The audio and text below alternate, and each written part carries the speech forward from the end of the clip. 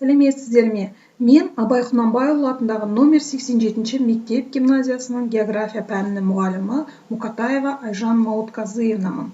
Бүгінгі біздің сабағымыздың тақырыбы елдердің саяси типологиясы.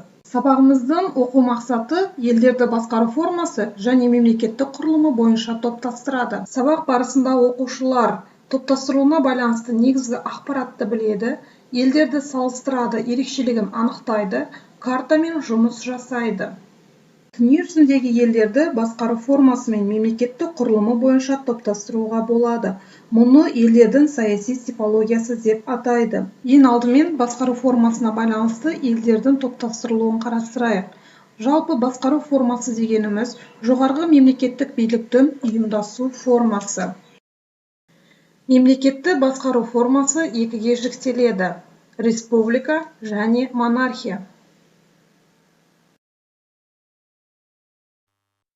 Республика жоғары мемлекеттік билікті бір мезгілге сайланатын органдар атқаратын басқару формасы. Республика парламенттік және президенттік болып екіге жіктеледі.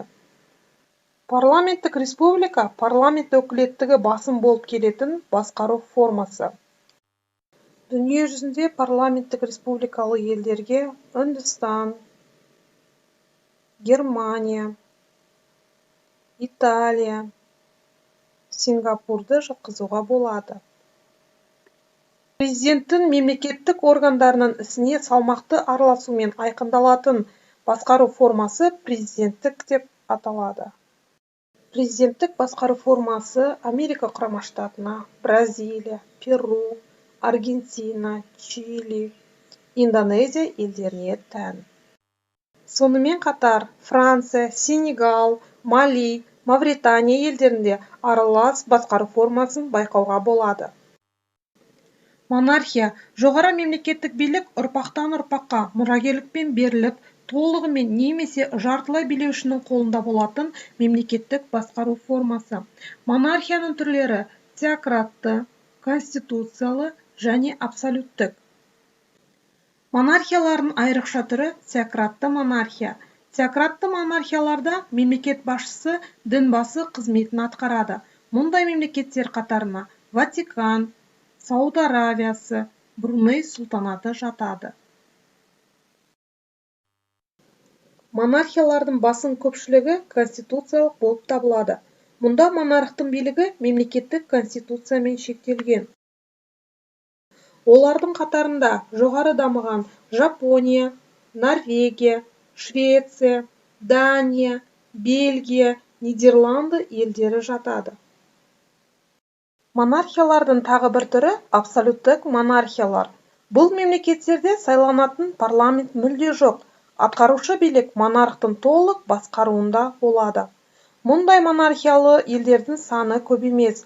Олар оңтүстік батыс Азиядағы Біріккен Араб Әмірлігі, Бахрейн, Катар, Кувейт, Оман елдері. Жалпы дүние жүзінде монархиялы елдердің саны 29. Кез келген елдің мемлекеттік құрылымын әкімшілік аумақтық құрылымы да сипаттайды. Әкімшілік аумақтық құрылымының негізгі екі үлгісі бар: унитарлы және федерациялы.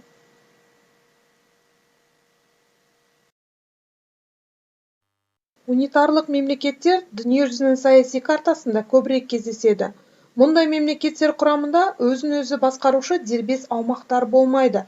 Әрі бұл елдер бірыңғай конституция мен мемлекеттік жалпы билік органдары арқылы басқарылады.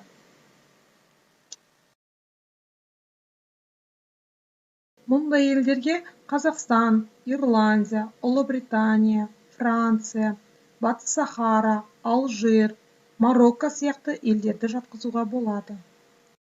Федерациялық мемлекет белгілі бір саяси, экономикалық дербестікке ие, бірақ мемлекеттік егемендігі жоқ аумақтардың одағы. Қазіргі кезде дүние жүзі бойынша 27 федерация бар.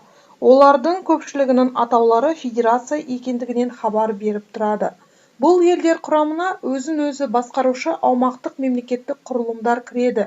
Өз кезегінде осы федерациялық бірліктердің жеке конституциясы мен өкіметтік басқару органдары болып, олар ішкі дербестік жағдайында қызмет атқарады.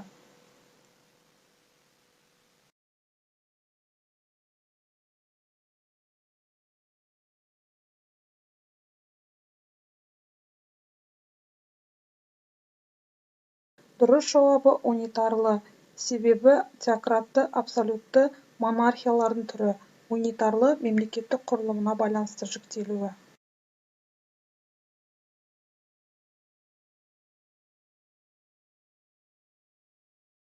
Дұрыс жауабы Ирландия. Себебі Оңтүстік Африка Республикасы мен Үндістан мемлекеттік құрылымына байланысты федерациялы елдер.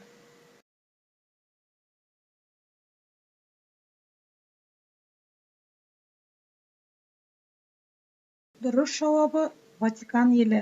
Себебі Ұлыбритания мен Жапония конституциялы монархия елдері, ал Ватикан теократтық монархияға жатады.